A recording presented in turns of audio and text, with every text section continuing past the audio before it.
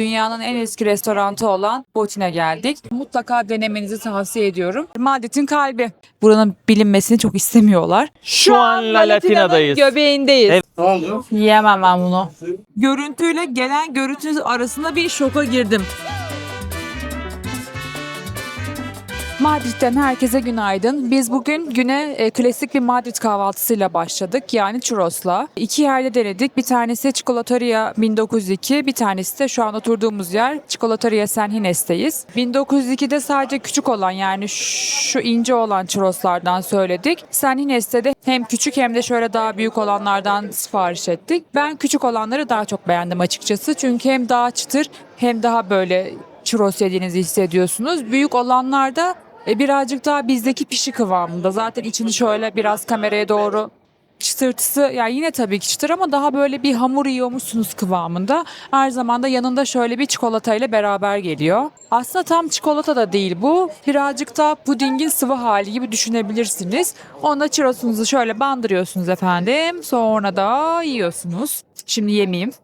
Böyle benim için birazcık ağır bir kahvaltı. Çünkü bir kızartma ve çikolata. Ben genellikle sabahları zaten öyle çok şekerli yiyerek güne başlamıyorum. Kızartmayla da başlamıyorum. Ama klasik bir Madrid kahvaltısı denemek istediğimiz için bugün böyle başladık. Hem de ikisini kıyaslayarak başlamış Evet. olduk. Bu arada şunu da söyleyeceğim. Bu San Ginés'in ortamı, içerisi ve bulunduğu sokak bence atmosfer olarak daha güzel. Eğer sadece bir yer deneyecekseniz ben burayı öneririm. Dediğim gibi küçük olan churros'larda böyle bir tat farkı yok. Sadece atmosfer olarak burasını daha fazla öneririm. Chocolateria 1902 aslında küçük bir yer değil ama San Ginés çok büyük olduğu için bize küçük gibi geliyor şu an. Çok küçük Kafaya bir takıldı farkla hakikaten. 1902'nin churrosu bence bir tık daha iyi. Ama çikolatada da San Ginés bence belirgin şekilde daha iyi. Öyle bir fark var bence aralarında. Çikolata sosu çok getiriyor bu arada ya. Evet. Ya bütün şu an İçebilirsin onu içelim. Ben biraz içtim. şu demin. an canım istemiyor. Maalesef böyle bir başlangıç yaptık. Evet, güzel değil mi? Yani turistik olarak güzel bir başlangıç. Evet. Kahvaltı için ağır ama adamlar böyle kahvaltı yapıyor. Ne yapalım, bize denedik. Aynen. Eğer siz de Madrid'de klasik bir sabah kahvaltısı yapmak isterseniz bu iki churrosçudan birine gelebilirsiniz. Bir sonraki durakta görüşmek üzere. Evet sevgili dostlar, Madrid'in en önemli kültür noktalarından biri olan Prado Müzesi'nin önündeyiz. Burası sadece aslında İspanya'nın değil, Avrupa'nın en prestijli, hatta belki de dünyanın en prestijli sanat tarihi müzelerinden biri. 1819 yılında açılan bu müze Avrupa sanat tarihinin en ünlü koleksiyonlarına sahip. Çok büyük, çok fazla eser var. Mutlaka kendinize bir çıktı oluşturup ona göre gezmenizi tavsiye ederim. Hatta şu önemli eserlerin birçoğu zaten infodaki bu broşürün içerisinde yer alıyor. Buradan takip ederek de gidebilirsiniz diyebilirim. Sanat tarihine veya resme ilgisi olan herkesin mutlaka gelip görmesi gereken bir yer. Evet. Şimdi de Madrid'i gezmeye başlayalım. Hadi bakalım.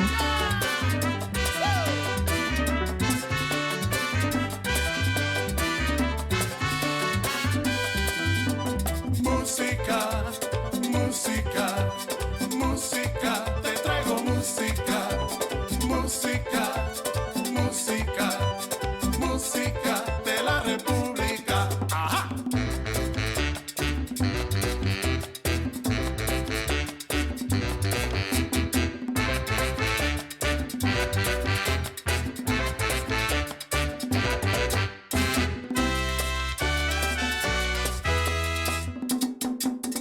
Madrid'in en klasik tapaslarından biri olan patates bravası denemek için Las Bravas'a geldik.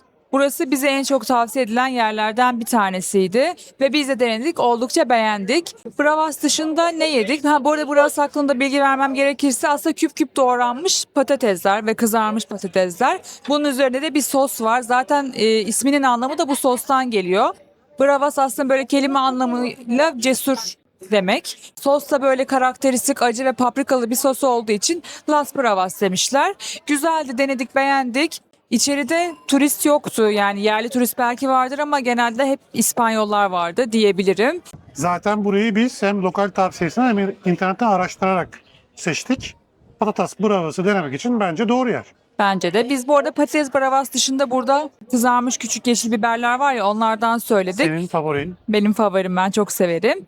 Ayrıca içerideki beyefendi Az, bize az sipariş verdiğini düşündüğü için bize bir tane İspanyol omleti kilitledi. evet, ama İspanyol omleti benim bildiğim yine patatesli ve ıspanaklı falan olur.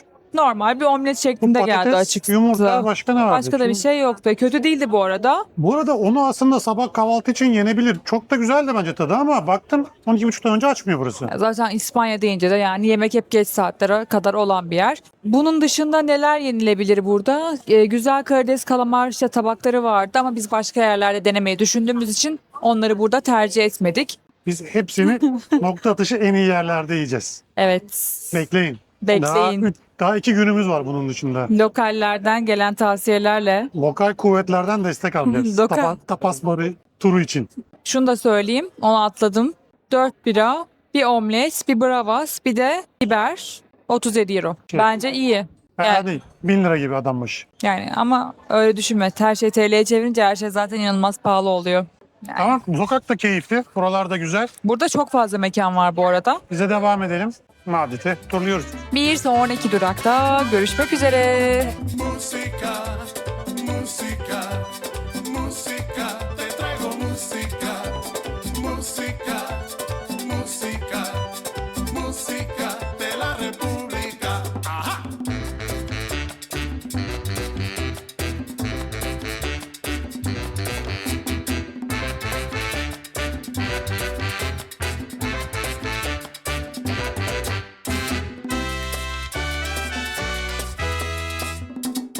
Madrid'in en tarihi ve en ikonik meydanlarından biri olan Plaza Mayor'dayız. Burası 17. yüzyıllarda inşa edilmiş, yani 1600'lü yıllarda ve o zamanlar şehrin buluşma noktasıymış. Keza şu anda da hala öyle diyebiliriz. Yine o zamanlarda burası işte festivaller, boğa güreşleri, kraliyet törenleri, halka açık mahkemeler vesaire bu meydanda yapılırmış. Hatta burada Kral 3. Felipe'nin meydanın tam ortasında büyük bir heykeli bulunuyor. Sanırım Kral 3. Felipe zaten bu meydanı yaptırmış. Onu bilmiyorum bak. Yalan olmasın. Onun dışında meydan güzel bir meydan. Kırmızı cepheli binalar var, kemerli geçişler var ve simetrik bir yapısı var. Hoş. Etrafında da çok fazla kafe var. Hani oturabilirsiniz, meydanı güzelce izleyebilirsiniz. Böyle bir yer, Madrid'in kalbi. Senin Benim tam arkandaki bina ile ilgili kısa bilgi vereyim. Ver. Zamanında ilk yapıldığında 1600'lerde burası Madrid'in fırınıymış aslında. Madrid'in bütün ekmeği bu fırından çıkıyormuş. Hatta fırıncı meydanı deniyormuş buraya. Ama zamanla tabii ki öyle bir ihtiyaca gerek kalmayınca şu an Turizm Bilgilendirme Ofisi ve meydandaki de en görkemli yapı. Üzerindeki freskler ise Madrid'in geçirdiği büyük yangında yanmış, sonra yeniden yapılmış. Yani bu güzel freskler de orijinali değil, yeniden yapılmış hali. teşekkür ederiz bilgiler için. Yine her zamanki gibi kanalımızı bilgilendiririz. Madrid'e gelmişken tabii ki bu meydandan başlamak lazım. Biz biraz rotayı değiştirdik. Ama güzel bir meydan değil mi? Güzel. Evet, kalabalık. Buradaki Bu arada- mekanlar da çok güzel ama turistik ve pahalı. Onu söyleyelim. Siz bizim tavsiyelerimizde bence kalın. Onları takip edin. Katılıyorum ama yine de birer bira içmek isterlerse, birer sangria içmek isterlerse de oturup güzel, keyifli vakit geçirebilecekleri bir meydan diyebiliriz. O zaman sonraki. bir sonraki durakta görüşmek üzere.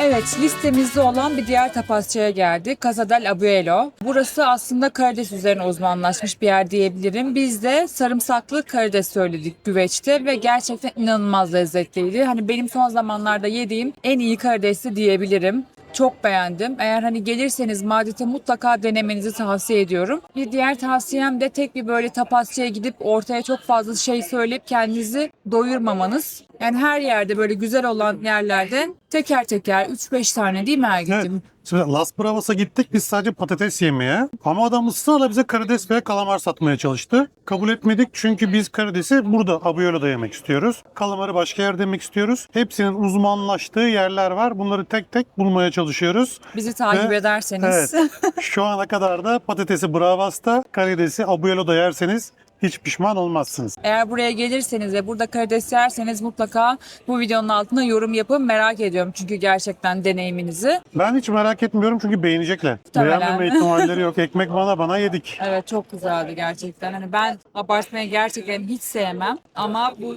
hakikaten mükemmeldi. Kesinlikle tavsiyemdir. Evet, Abuelo'dan kalktık ve yürürken hemen yan tarafında bulunan bu mekana girmek istedim. Çünkü içerisi inanılmaz tatlı gözüküyordu. Tamamen çilek konsepti, böyle pembe üzerine kurulmuş bir yer burası. Victoria adı. Bar kısmı bence çok tatlı. Zaten tavanda falan böyle çilekler var ve komple çilek kokuyor içerisi. Biz de çilekli sangria söyledik konsepte uygun olarak. Sangria mıdır? değildir gibi. Diyorlar. Dilekçe. Diyorlar. 9 euro bayağı büyük falan böyle. Tamamen Instagram için yapılmış bir mekan olduğunu düşünüyorum. Eğer buraya gelip fotoğraf çekilirseniz Instagram'da güzel bir kare yakalayabilirsiniz diye düşünüyorum. Bu kadar. Başka bir numarası yok gibi. Ama mekan tatlı yani. Bunu inkar edemeyeceğim. Sangriyalarımızı içelim, meyve sularımızı. Devam edelim. Aynen. O zaman sıradaki durakta görüşmek üzere. Evet, Madrid'in en hareketli noktalarından biri olan Puerta del Sol'dayız. Yani Güneş Kapısı Meydanı'ndayız. Burası Madrid'in merkezi olarak kabul ediliyor. Çünkü hemen arkamda görmüş olduğunuz 0 kilometre taşı burada bulunuyor ve ülkedeki tüm resmi konumlar bu taş baz alınarak ölçülüyor diyebiliriz. Hareketli büyük bir meydan. Etrafında öyle çok yeme içme yeri yok. Sadece meydan. Yani bu kadar. Sıfır noktasına şöyle bir ekleme yapayım. Mesela Madrid'e doğru konumda yol çizdirdiniz. Direkt bu sıfır noktasını baz alıyor. Bir de bu meydanda çok ünlü bir Tio Pepe var. Pepe abimiz şu tabela bir şarap üreticisiymiş. Zamanında buraya bu büyük neonlu tabelayı koymuş.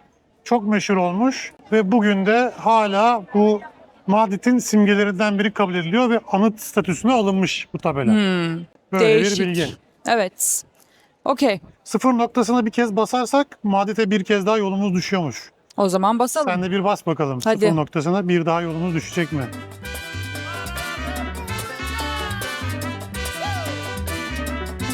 Sıfır noktasına da ayağımızı bastık. Bakalım bir daha Madrid'e gelecek miyiz? Hep beraber göreceğiz. Takipte kalın. Şimdi de Madrid'in sembollerinden, simgelerinden biri olan ayı ve çilek ağacı heykeline doğru gidiyoruz. Hemen o da bu meydanda bulunuyor.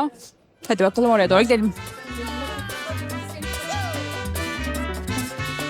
Evet, El Oso y El Madroño heykelinin yani ayı ve çilek ağacı heykelinin önündeyiz. Burası Madrid'in sembollerinden biri olarak kabul ediliyor. Burası hakkında pek söyleyecek benim bir şeyim yok. Burası Madrid için aslında önemli bir heykelmiş. Ayı ve yemiş kiliseyi ve halk simgeliyor. Zamanında yapılmış ve Madrid halkının çok sevdiği bir heykel. Ben sadece merak ettim bu heykel niye Atletico Madrid'in formasında yer alıyor da Real Madrid'in formasında yer almıyor diye. Atletico Madrid kendini halkın takımı olarak konumlandırdığı için bu sembolü kendi armasına almış. Real Madrid ise kraliyetin takımı ve Real zaten kraliyetten geliyor. Üzerine bir de kraliyet tacını zaten onlar amblemlerine almışlar. Atletico Madrid'in yaptığı bu hamleye karşılık. Güzel bilgi. Bilgi denince de sen. Bu arada Sol Meydanı ile ilgili son bir bilgi vermem gerekirse hemen az önceki 0 kilometre taşının yani şu saat kulesinin hemen altının orada insanlar yılbaşına üzüm yiyerek giriyorlar ve dileklerinin kabul olacağını inanıyorlar. Burası hakkında da son bilgi bu şekilde. Şimdi serbest zaman. Música, música, música, te traigo música, música. Madrid'de La Latina'dayız. Şimdi burada yürürken bir şey fark ettik. Şöyle bazı mekanların önünde hemen Ergin'cim gösterecek. Böyle semboller var yerde. Bunun anlamı şuymuş ki eğer bir mekan 100 yıldan beri buradaysa mekanın önüne bunu koyuyorlarmış. Haksız mıyım? Doğru muyum Volkan Bey? Doğru. Madrid'in yerlilerinden. Ben Madrid'in ilk yerlisiyim. Madrid'e bu fikri veren benim. O nedenle doğrudur, evet. O zaman devam edelim.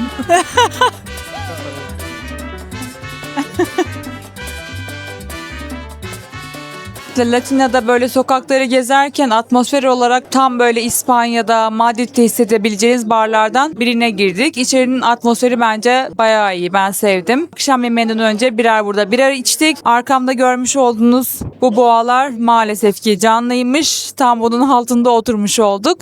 Ama eğer buraya gelirseniz burayı tavsiye ederim. Atmosferini sevdim. Música, música, te traigo música, música, música, música de la República. Ajá.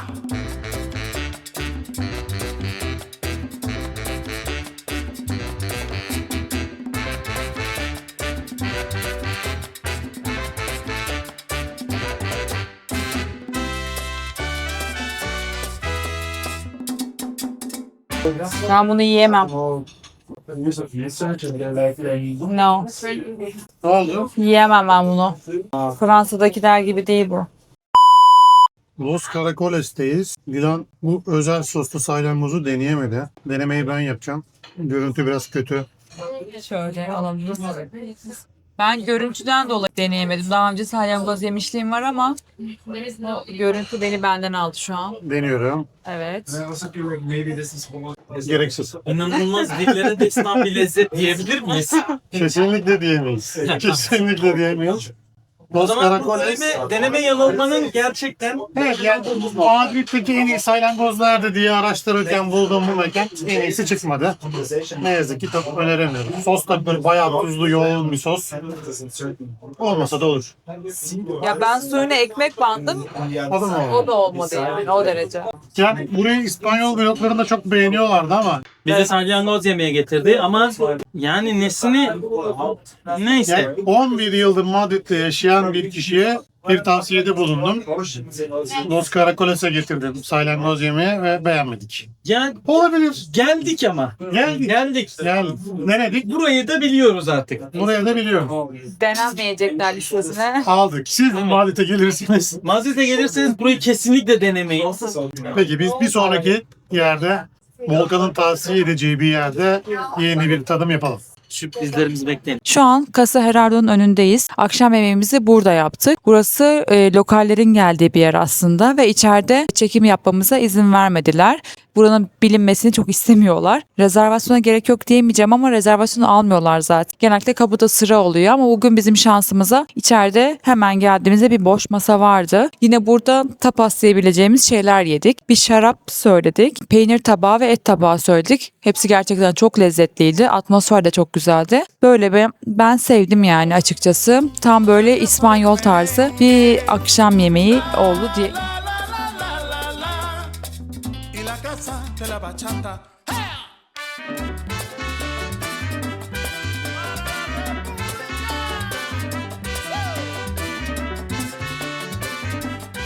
Evet, Madrid'de ikinci günün sabahından herkese günaydın. Şu an İspanya'nın en büyük, dünyanın da üçüncü en büyük boğa güreşleri yapılan yerin önündeyiz. Yani boğa güreşi arenası mı denir artık buna? Adı Plaza Toros. Dışarısı oldukça güzel ama biz içeri hayvan haklarına olan saygımızdan dolayı girmek istemiyoruz. Ama siz gelip de girmek isterseniz giriş ücretleri kişi başı 16 euro. Bu da böyle bir bilgi. Bir sonraki durakta görüşmek üzere. La la la la la la la. Y la casa de la bachata.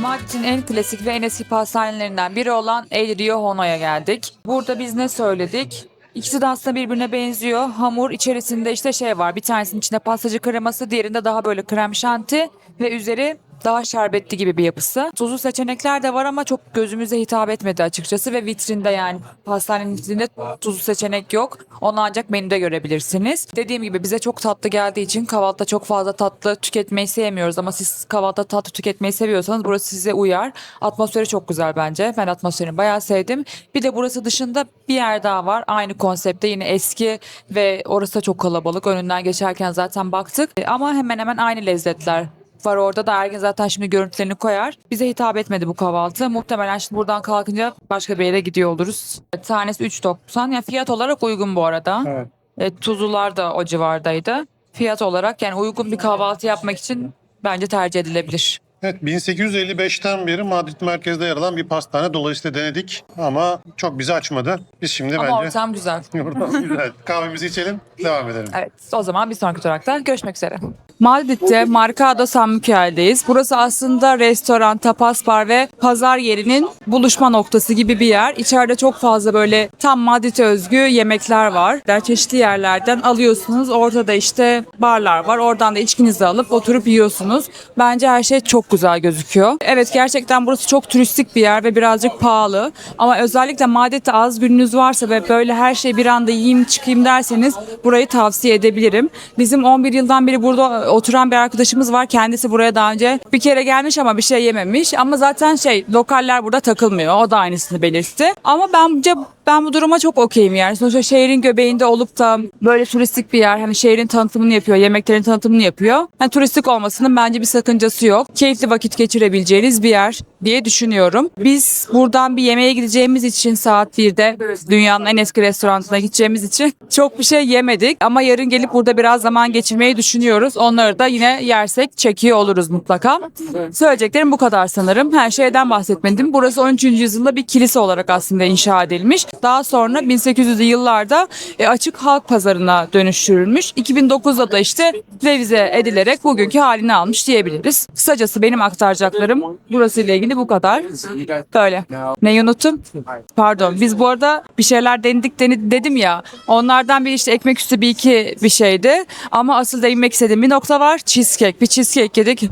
Perfecto. Gerçekten çok güzeldi. Eğer buraya gelirseniz mutlaka o cheesecake'i denemenizi tavsiye ediyorum. Ergin'cim sen altına adını yazarsın mutlaka. Belki başka. Zaten buradaki yerlerin çoğunun başka yerlerde gördüğümüz var. Hepsinin var mıdır bilmiyorum ama bence kesin oranın da vardır diye düşünüyorum. Sen adını buraya yaz. İzleyenler bilsin. O zaman buradan da tekrardan yemek yemeye.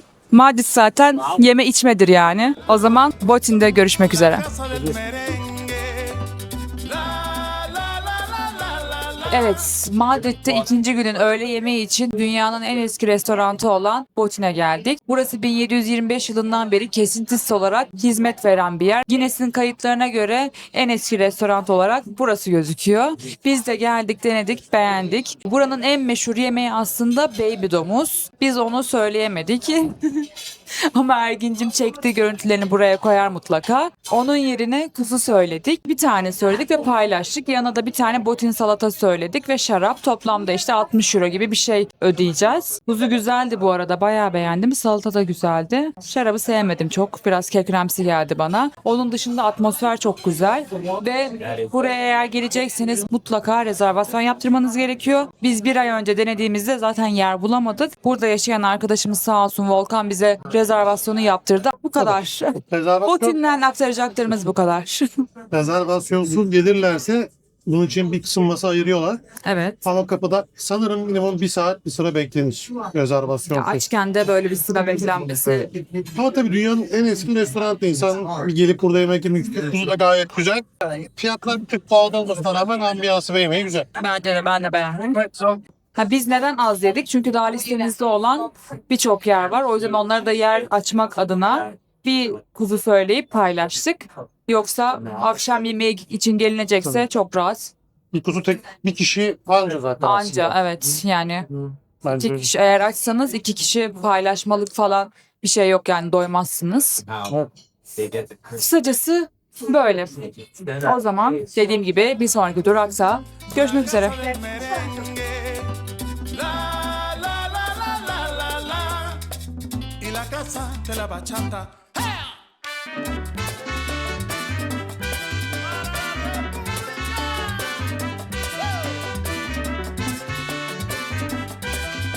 Evet, Madrid Kraliyet Sarayı'nın önündeyiz. İspanyolca adı Palacio Real de Madrid.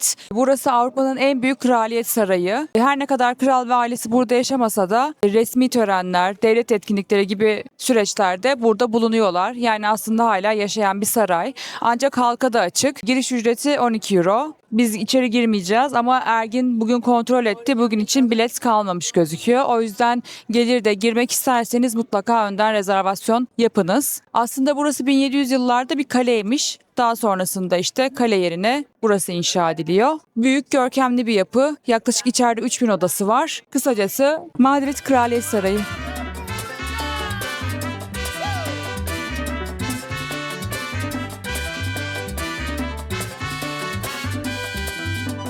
Música, música, música, te traigo música, música, música, música de la República. Ajá.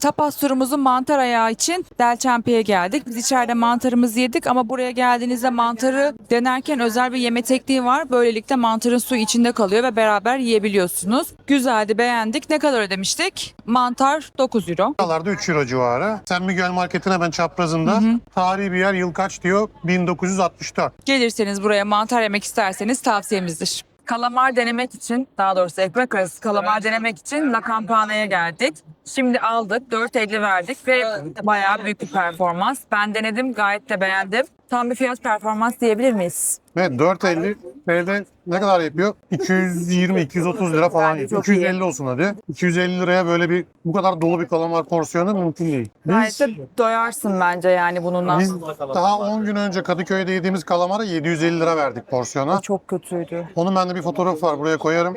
Var mı Yani. yapmak istediğin yorum? Aynen. Porsiyonu 8 euro. Buranın da porsiyonu 8 euroymuş. Eğer porsiyon yemek isterseniz de 8 euroya gayet de doyarsınız diye düşünüyorum. Hala 400-450 lira bizim Kadıköy'de verdiğimizin yarısı neredeyse. Evet. Ve eminim bunun porsiyonunu bu bollukta koyuyorsa ekmeğin içine bayağı dolu dolu. Evet, katılıyorum. O zaman afiyet olsun. tapas diyebilir miyiz? Buna diyemeyiz. Tamam. O zaman tapas turumuza bunu dahil etmiyoruz. Bunu ayrı olarak değerlendiriyoruz. A la República Dominicana, la casa del merengue, la casa de la bachata. La la la la la la la, la casa del merengue. La la la la la la la, y la casa de la bachata.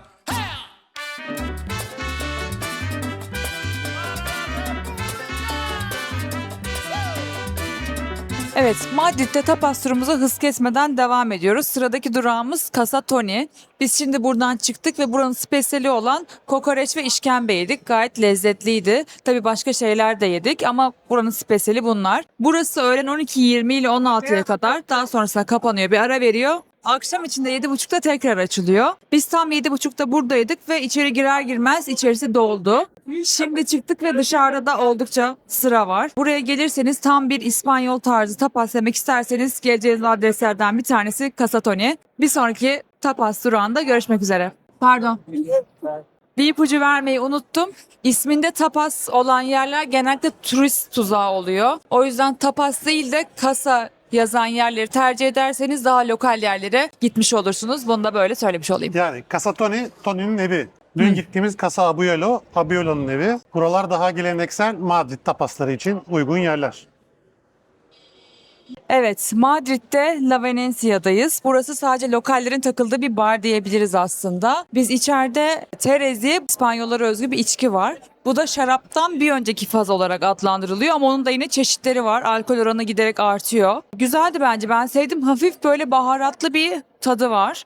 Sen ne diyorsun? İçeride sadece bu Jerez dediğimiz şarap tarzı içki var. Biraz Porto şarabını andırıyor bence. 5 çeşit Jerez var ve o kadar. Başka hiçbir şey yok. Evet, sadece bu. İçerisi çok kalabalık ve içeride fotoğraf ve video çekmek kesinlikle yasak. Her yere böyle kocaman kocaman yapıştırmışlar ama Ergin sanırım biraz görüntü aldın. Çok az. Çok az aldı. Onları zaten aralara bir yerlere serpiştirir diye düşünüyorum. Eğer siz de Madrid'e gelirseniz ve lokallerin takıldığı bir bar arıyorsanız burası tam adresi diyebilirim. Hem mekan lokal hem de içki lokal. O yüzden bence kesinlikle tercih edilebilir diye düşünüyorum. Böyle, şimdi de Cuma akşamı buradan da başka bir yere gidiyor olacağız ama yarın sabah mı görüşeceğiz, birazdan mı görüşeceğiz, ona mekana göre karar veriyor olacağız. Con mucho cariño de mi corazón a la República Dominicana, la casa del merengue, la casa de la bachata.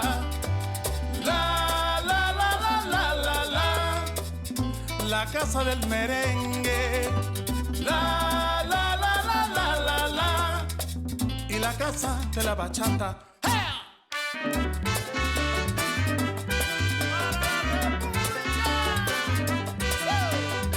Evet, Madrid'de 3. günün sabahından günaydın. Bugün klasik bir İspanyol kahvaltısı deneyeceğiz. Kızarmış ekmek, zeytinyağı, domates ve üzerine biraz tuz. Sonunda artık bizim damak tadımıza yakın bir kahvaltı bulduk diyebilirim. İsmi Pan con Tomate diye geçiyor. Kahvaltınızı tatlı bir şeylerle yapmak istemiyorsanız bunu deneyebilirsiniz bence. Pan con Tomato. Madrid'in en ikonik giriş kapısının önündeyiz. Puerto de Alcalá. Burası Madrid'e giriş yapılan kapılardan bir tanesi ve en görkemlisi. Burası Alcalá tarafından gelen kapı olduğu için Puerto de Alcalá denmiş. Yani Alcalá kapısı. Burası aynı zamanda Avrupa'nın en eski modern anlamda zafer takı. Hem Berlin'dekinden hem Paris'tekinden eski. Aynı zamanda Retro Park'ın da hemen dibinde. Biz buradan da Retro Park'a geçip biraz parkta gezeceğiz. O anları da sizle paylaşmaya çalışacağız. La casa del merengue, la la la la la la la, y la casa de la bachata.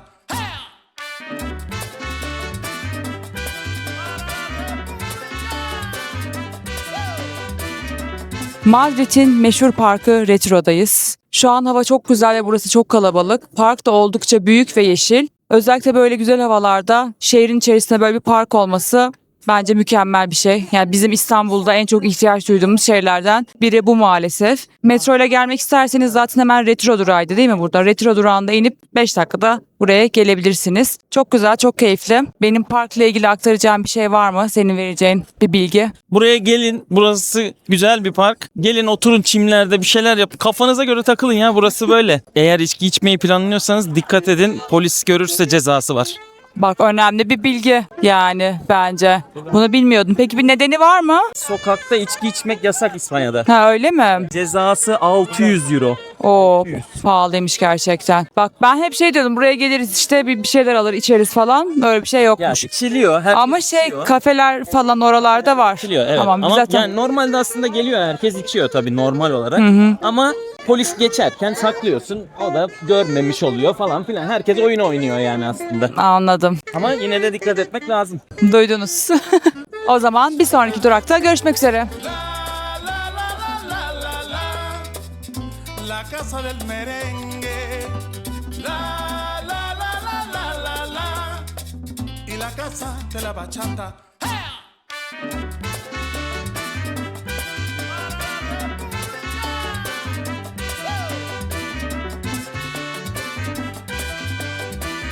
Madrid'de öğlen atıştırmalını bu sefer taco ile yapmak istedik. Hemen arkamda gördüğünüz takocuya geldik, TKO. Burada 12 taco, 2 bira, 1 margaritaya toplamda 25 euro ödedik. Yani takoların tanesi 1 euroya gelmiş oldu. Bence lezzetliydi. Fiyat performans diyebilirim. Uyguna böyle bir şeyler atıştırmak isterseniz tercih edebilirsiniz. Aynı zamanda tek şubesi burası değil. Bir iki yerde daha gördük. Böyle.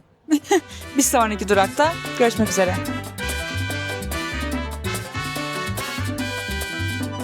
Música, música, música, te traigo música, música, música.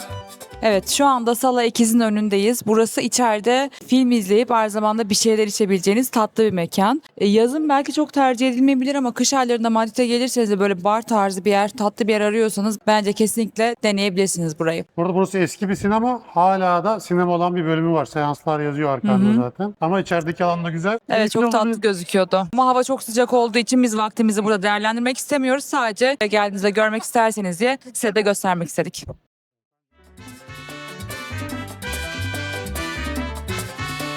Şu an La Latina'dayız. Göbeğindeyiz. Evet, göbeğindeyiz. Tam merkezi. Bugün Tam günlerden cumartesi. Birazdan İspanyollar tuvaletlerini yapıyorlar, duşlarını alıyorlar, dışarı çıkıyorlar. Çılgın bir geceye Hazır mıyız? hazırlar. Ya biz hazırız zaten. Biz hazır geldik. Evet. Ve bu bina O bir kilise ve bu binada eskiden, eski dönemde bu yan taraftaki sokaklarda, bu görünen evlerde eskiden rahibeler orada kalıyormuş. Çünkü onlar hani kiliseye gidip öğreniyorlar. Ondan sonra orada tekrar hani orada yaşıyorlar vesaire Yurt vesaire. gibi bir şey Yurt aslında. gibi bir şey. Evet, doğru. Anladım. Devam ediyoruz. Devam ediyoruz. Gezmeye devam ediyoruz.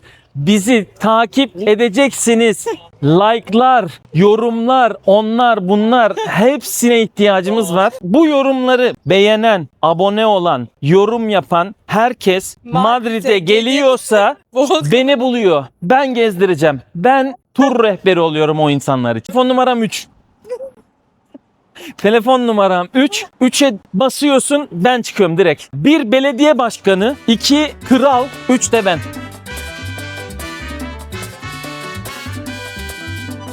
Música, música, música, te traigo música, Yerellerin takıldığı markete geldik. Dün tamamen turistik bir yere gitmiştik market olarak. Bugün de La Latina'da yerellerin takıldığı markete geldik. Şimdi hep beraber burayı keşfedelim. Evet, buranın yerlisi olan Volkan Bey ile beraber keşfedeceğiz. Evet Volkan Bey, burası hakkında biraz sizden bilgi isteyeceğim. Burası genelde lokal kişilerin geldiği Mercado, San Miguel çok turistlere hitap eden bir yer. Burası daha çok Madrid yerlisinin tercih ettiği yerler ve burada şöyle bir olay da var. Derseniz buradan bazı ürünleri seçip burada gelip yiyebiliyorsunuz. Bazıları hatta yapmış ama şu anda mesela şuradaki balıkçı var, deniz ürünleri satan yer. O aslında özel bir yer. Çünkü yani şu anda kapatıyorlar maalesef, şey olmadı da. Oradan istediğimizi seçip buharda pişirtip hemen orada yiyebiliyoruz. Yani hem burada normal satıyorlar hem de orada yemeniz için bir şey yapıyorlar. Şu an birçok yeri kapalı görüyorum ve burası biraz boş. Evet, çünkü öğlen yemeği saati geçti. Burası muhtemelen cumartesi akşamları açıyor mu bilmiyorum ama işte bazı açık mekanlar genelde hani bira, tapas belki hani öyle yerler. Diğerleri de yemek şeyi bittiği için kapalı. Bir de kapalı olan yerlerin geneli de zaten yani yemek üzerine değil, kendi ürünlerini sattığı için. Mesela manav tarzı. Manavın şu saatte artık açık olma gibi bir manası yok yani. Adam sabah açtı, kapattı, gitti yani. Öyle yerler. O zaman biz şu an açık olan mekanlardan biraz deneyeceğiz, bakacağız. Evet, Madrid'de yel değirmenlerinin azılı düşmanı olan Don Quixote heykelinin önündeyiz. Burası Plaza de España'nın içinde yer alan bir yer. Hemen arkamda görmüş olduğunuz şu Cervantes, Don Quixote ve Sancho Panza. Evet, eğer buraya gelirseniz Plaza de España'da biraz dolaşıp vakit geçirdikten sonra bu heykelleri mutlaka görmenizi tavsiye ediyorum. Madrid'de 3. günün akşam yemeği için Sidreria La Cuenca'ya geldik. Burası İspanya'nın kuzey bölgesinde yer alan Asturias bölgesinin yemeklerini yapan bir yer aslında. Şimdi bu bölgenin yemeklerini dinlemek üzere Volkan Bey'i davet ediyorum. De abi ben şunu göstermek istiyorum. Burada su bedava gördüğünüz gibi. Su istediğiniz gibi içebiliyorsunuz. Hatta güzel içimlik bir su. Evet. Neyse, ne anlatacağım şimdi? Asturias bölgesinin yemekleri. Ben şu an Asturias. bu arada içeri girdiğimde yani yemeği sipariş ettiğimiz o menüdeki görüntüyle gelen görüntü arasında bir şoka girdim. Çünkü yaklaşık 60 santimlik bir şinitsel boyutunda et, daha doğrusu jambon, peynir jambon düşünün ve dışı şinitsel kaplaması gibi bir kaplama. Ne diye yemeğin adı? Cachopo. Caciapo. Böyle bir yemek geldi. Cachopo şimdi şöyle, ilk başta bir jambon, sonra dana eti, ince, bayağı çok ince bir dana eti, arasına peynir, arasına onun altına tekrar bir et, tekrar bir jambon, onu da işte şinitsel gibi Kaplıyorlar, pane yapıyorlar. pane yapıyorlar. Onu yağda pişiriyorlar ve önümüze getiriyorlar. Ama her Asturias yemeğinde olduğu gibi tabii ki de porsiyonları Çok büyük. aşırı büyük. Evet, çünkü Asturias'ta genel anlamda bütün yemekler o büyük porsiyonlarda geliyor. 3 kişi biz Cachopo'yu bitiremedik. Daha öncesinde de Cecina söylemiştik yine. Aslında jambon gibi bir kuru bir et ama %100 dana etinden yapılan bir et. O da çok büyüktü. Onun porsiyonu da çok Onun büyüktü porsiyonu bence da çok yani. büyüktü ama ya Asturias restoranına ya da Asturias'a da giderseniz genel anlamda porsiyonların hepsi çok büyük. Yani Evet. büyük değil, çok büyük olduğu için. Ben gerçekten çok şaşırdım. Zaten Ergin de görüntülerini koyacak. Bir de burada değinmek istediğim bir şey daha var. Asturias birası mı diyeyim? İçilebilir elma sirkesi mi diyeyim? Ha, Ondan da evet. bahsedelim bence. Onun hem servisi hem de tadı oldukça değişikti. Gerçekten içilebilir elma sirkesi. Evet, sidra diye geçiyor ismi. Değişik bir doldurma tekniği var. Ben de O da- denedim. Evet. Hemen. Tek de yapabildim lütfen. Tek de yapabildi. Evet, tek de yapabildi. Farklı bir doldurma tekniği var oksitlenmesi açısından. Yani açıkçası harika bir içecek değil. Ama yani kültürel bir içecek olduğu için biz denemek istedik. Bence güzel yani. Güzeldi. Ya şeydi, sirke deyince insanların aklına böyle ağızda böyle kekremsi ya da ekşi bir şey canlanmasın. Oldukça içilebilir bir tadı vardı. Güzeldi. Toplamda 3 kişi 74 euro para ödedik. Evet. Madrid Madrid sadece böyle. yemekleriyle değil, fiyatlarıyla da bizi bizden aldı yani. Gönlümüzü fethetti diyebilir miyiz? Senin Vallahi zaten ben 11 etmiş. yıldır buradayım yani daha gönlümü Ne kadar fethedebilir daha ne kadar ki? fethedebilir yani. Bu arada dün akşam biz kapattıktan sonra son bir yere daha gittik. Oraya bayağı kalabalık gittik. Çünkü Volkan'ın buradaki arkadaşlarıyla yolda karşılaşa gittik. Ve tam bir İspanyol barına gittik diyebilirim. Onun görüntülerini de Ergin buraya koyacak. Lokasyonunu da ya da ismini de yazıyor olur. Orası da çok keyifli bir mekandı bence. Eğer buraya gelirseniz ve İspanyol tarzı bir bar görmek isterseniz oraya da gitmenizi muhakkak tavsiye ederim. Evet. Gidin gelin buraya yiyin için eğlenin gidin. Yani bu çok basit ya. Gelebilen gelsin. Volkan, Şeyi bu de videoyu beğenenlere beğenen, abone olanlar, altına yorum yazanlar. bir daha tekrarlıyoruz buraya, bunu. Buraya gelmek isteyenlere ben ücretsiz bir seferlik bir şey bu değil mi? Evet. Bir seferlik bir kampanya yapıyorum hadi. Kanalın gücünü arttırmak adına hem takip edeceksiniz hem abone olacaksınız. Takip edecek ve Hem yorum yapacak. yorum yapacaksınız. Evet. Hem de ondan sonra bir de beğeneceksiniz bu videoyu. Sonra Madrid'e geleceksiniz, beni arayacaksınız. Numaramı buraya bırakıyorum. 3 şuraya. Şuraya yazdım. O zaman bugün Madrid'le son günümüzdü. Yarın İstanbul'a doğru yola çıkacak. Bir sonraki durak söyleyeyim mi? Evet, bugün Madrid'de son günümüzdü. Artık yarın İstanbul'a doğru yola çıkacağız. Bu videoyu belki burada kapatırız, belki kapatmayız. Orasını bilemiyorum ama bir sonraki durakta görüşmek üzere diyorum. Bir sonraki durağımızı söylüyorum. Atina. Bekle bizi Atina. Ben buradayım. Biz gidiyoruz. Tur rehberiyim bak beğenin. Görüşmek üzere bir sonraki durakta.